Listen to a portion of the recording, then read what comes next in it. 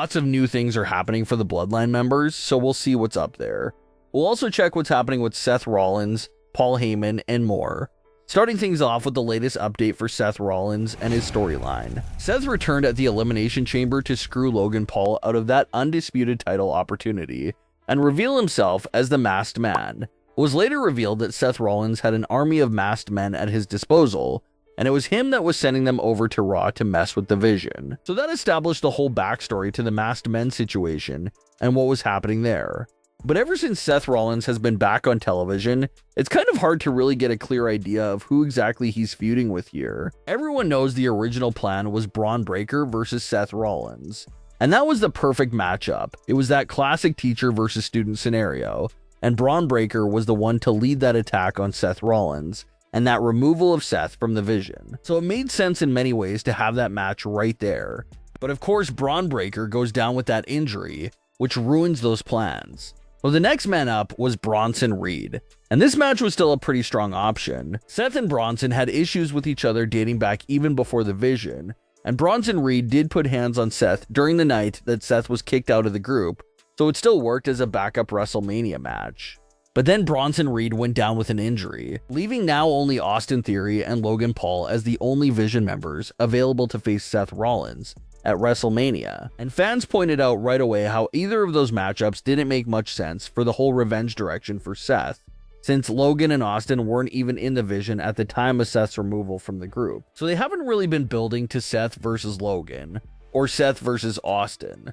Instead, it feels like Seth's recent television segments have been feeling like they're revolving around Paul Heyman. Seth had put hands on Paul Heyman lately and has really been targeting him the most in recent weeks. Fans are joking around that it really feels like they're building up to a Seth Rollins versus Paul Heyman match more than anything else, because that's the only thing we've been seeing as of late. Huge segments between Seth Rollins and Paul Heyman, as if those two are going to square off at WrestleMania. Seth has been back for just over a month now, and there's still no clear WrestleMania opponent for him, and so many unanswered questions. The big question fans have been asking is about Seth's full masked up look. Although Seth unmasked himself back at Elimination Chamber, and even after Brock Lesnar eliminated the Masked Men army, Seth Rollins is still coming out through the crowd in his all-black outfit and masked up look. So fans even find that detail to be a bit strange. It's hard to understand why Seth Rollins is still coming out with the mask and unmasking himself every single week. That is very hard to explain and see the logic for at the moment. But that brings us to the March 23rd edition of Raw and another segment between Paul Heyman and Seth Rollins. Paul Heyman comes out pretty much talking about how he's a sitting duck. He mentions all the injuries to the Vision, he mentions how Logan and Austin were still badly shaken up, and how Brock Lesnar already left the arena, meaning that he was all alone and defenseless in the middle of the ring. Paul Heyman eventually calls out Seth Rollins, and Heyman gets his wish. Seth comes out through the crowd with his mask on, and he takes it off and goes to approach Paul Heyman.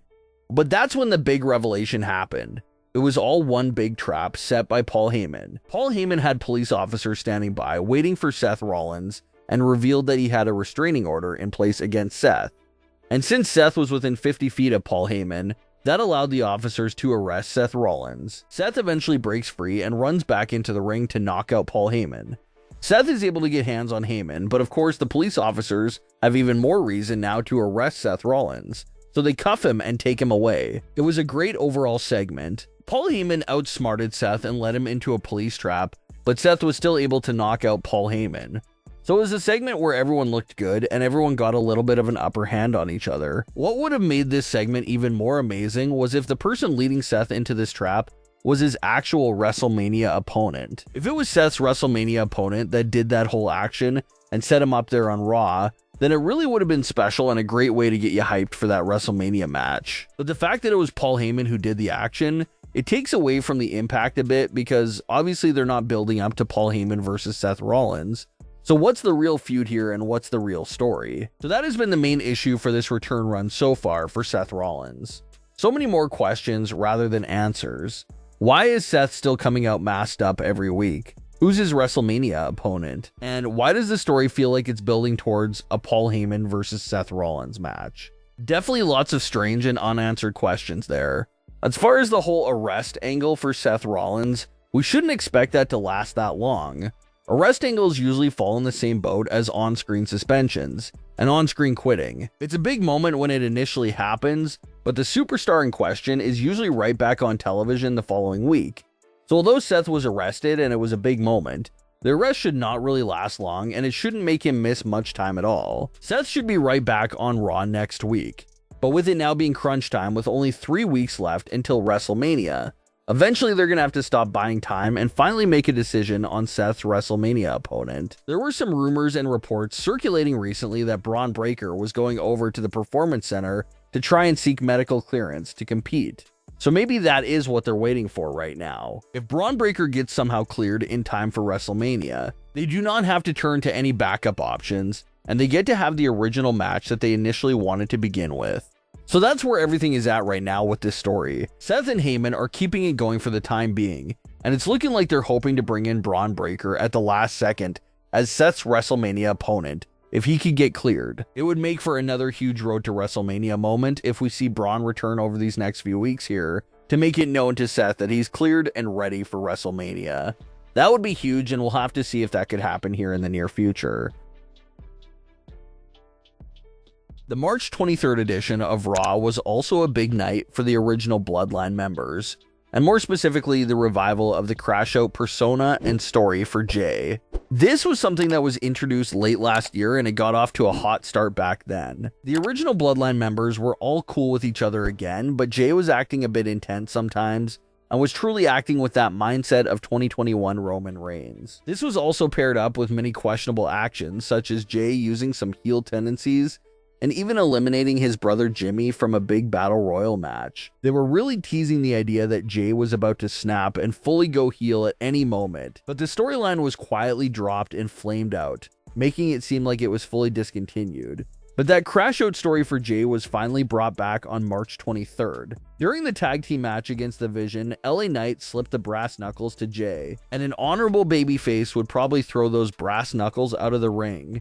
But Jey equipped them and knocked Austin Theory out in front of the referee, causing a disqualification. Jey even used the knuckles again, this time on Logan Paul. And in a backstage segment, LA Knight called out Jey for sounding a lot like Roman Reigns. Within the main event segment of the night with Roman and Punk, Jey was once again showing signs of being in that tribal chief mindset. Roman was ready to leave the ring after hitting a few moves on Punk, but it was Jey who was screaming and yelling at Roman to remember who he was and to remember how he used to smash them all. It was a very subtle moment that could have been missed, but it was still very important because it did trigger that old tribal chief version of Roman Reigns to emerge. After Jey's encouragement, Roman went on to lead a brutal attack on CM Punk that looked exactly like something 2021 Roman Reigns would have done. So it was a big night for the Bloodline. Jey apparently got his Crash Out storyline back, and hopefully it goes somewhere this time around and doesn't get dropped again. And it seems like even Roman is getting some of his old character traits back as well. So hopefully they keep riding this momentum into even bigger things. But what are your thoughts on today's stories? Leave your comments below. Don't forget to subscribe with all notifications on, and leave a like if you enjoyed.